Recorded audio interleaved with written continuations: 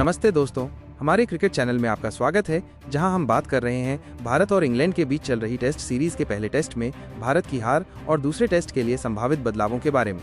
पहले टेस्ट में भारत की हार, एक गहन विश्लेषण।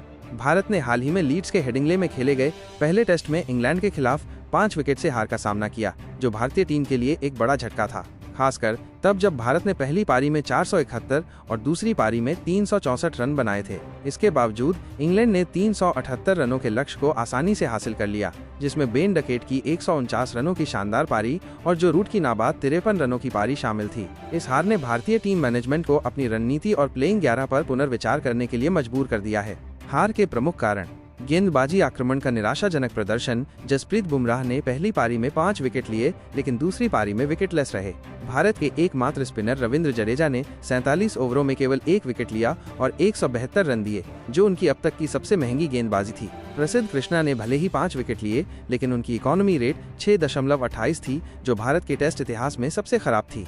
शार्दुल ठाकुर ने भी केवल 16 ओवर फेंके और 2 विकेट लिए, जो उम्मीदों से कम था। खराब फील्डिंग: भारत ने फील्डिंग में 6 कैच छोड़े, जिसमें यशस्वी जायसवाल के 3 कैच शामिल थे, जिसने इंग्लैंड को लक्ष्य का पीछा करने में मदद की। निचले क्रम का पतन: बल्लेबाजी में भारत ने अच्छा प्रदर्शन किया, जिसमें यशस्वी जायसवाल 101, शुभमन गिल 147, केएल राहुल 137 और ऋषभ पंत 118 ने शतक जड़े। हालांकि निचले क्रम का पतन: पहली पारी में 41 रन पर 7 विकेट और दूसरी में 31 रन पर 6 विकेट भारत के लिए चिंता का विषय रहा। इस हार ने कप्तान शुभमन गिल और कोच गौतम गंभीर पर दबाव बढ़ा दिया है, जो अपने पहले टेस्ट सीजन में पहले ही न्यूजीलैंड और ऑस्ट्रेलिया के खिलाफ हार का सामना कर चुके हैं। अब सवाल ये है कि क्या बदलाव किए जा सकते हैं ताकि भारत दूसरे टेस्ट में वापसी कर सके। दूसरे टेस्ट के लिए संभावित बदलाव: वापसी की रणनीति। भारतीय टीम मैनेजमेंट को दूसरे टेस्ट में अपनी रणनीति और प्लेइंग 11 में कुछ बड़े बदलाव करने की जरूरत है। विशेषज्ञों और पूर्व क्रिकेटरों जैसे हरभजन सिंह ने कुछ सुझाव दिए हैं, जिनमें गेंदबाजी और बल्लेबाजी दोनों में बदलाव शामिल हैं। आइए 3 प्रमुख बदलावों पर चर्चा करते हैं जो भारत की प्लेइंग 11 में हो सकते हैं।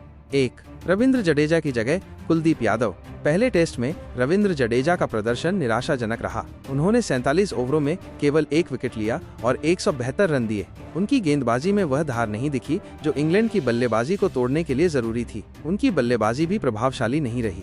दूसरी ओर कुलदीप यादव, जो एक रिस्ट स्पिनर हैं, इंग्लैंड के बल्लेबाजों के लिए एक बड़ा खतरा बन सकते हैं। कुलदीप ने 13 टेस्ट में 56 विकेट लिए हैं, जिनका औसत 22.16 है। उनकी विविधता और विकेट लेने की क्षमता भारतीय गेंदबाजी को मजबूत कर सकती है। हरभजन सिंह ने भी सुझाव दिया है कि कुलदीप को अगले टेस्ट में शामिल किया जाना चाहिए ताकि गेंदबाजी में नयापन और आक्रामकता आए। 2. शार्दुल ठाकुर की जगह नीतीश कुमार रेड्डी। शार्दुल ठाकुर को पहले टेस्ट में ऑलराउंडर के रूप में चुना गया था, लेकिन उनकी गेंदबाजी और बल्लेबाजी दोनों में निराशा हुई। उन्होंने केवल 16 ओवर फेंके और 2 विकेट लिए, जबकि बल्ले से भी कोई खास योगदान नहीं दे सके। उनकी जगह नीतीश कुमार रेड्डी को मौका दिया जा सकता है। नीतीश ने ऑस्ट्रेलिया दौरे पर मेलबर्न टेस्ट में शानदार शतक जड़ा था और 5 टेस्ट में 298 रन बनाए हैं, जिनका औसत 37.25 है। एक मध्यम गति के गेंदबाज के रूप में वे शार्दुल की तरह चौथे सीमर की भूमिका निभा सकते हैं और बल्ले से भी योगदान दे सकते हैं। उनकी युवा ऊर्जा और ऑलराउंड क्षमता भारत को संतुलन प्रदान कर सकती है। 3. प्रसिद्ध कृष्णा की जगह अर्शदीप सिंह। प्रसिद्ध कृष्णा ने पहले टेस्ट में 5 विकेट लिए, लेकिन उनकी इकोनॉमी रेट 6.28 थी, जो भारत के लिए चिंता का विषय है। उनकी गेंदबाजी में निरंतरता की कमी थी और वे कई मौकों पर महंगे साबित हुए।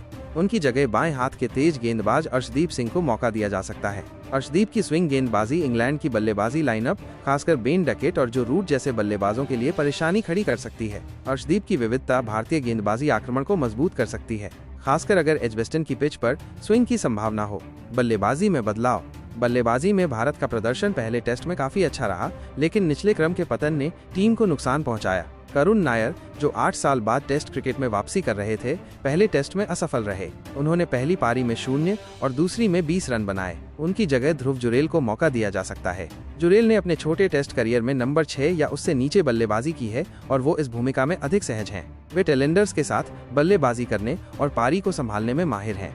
रणनीति में बदलाव: भारत को अपनी रणनीति में भी बदलाव करने की जरूरत है। पहले टेस्ट में शुभमन गिल के कुछ फैसले, जैसे मोहम्मद सिराज का कम इस्तेमाल और बुमराह को आखिरी 17 ओवरों में गेंदबाजी न देना, सवालों के घेरे में रहे। गौतम गंभीर और गिल को ये सुनिश्चित करना होगा कि गेंदबाजों का बेहतर उपयोग हो। इसके अलावा फील्डिंग में सुधार जरूरी है, क्योंकि 6 कैच छोड़ना किसी भी टेस्ट मैच में महंगा पड़ सकता है।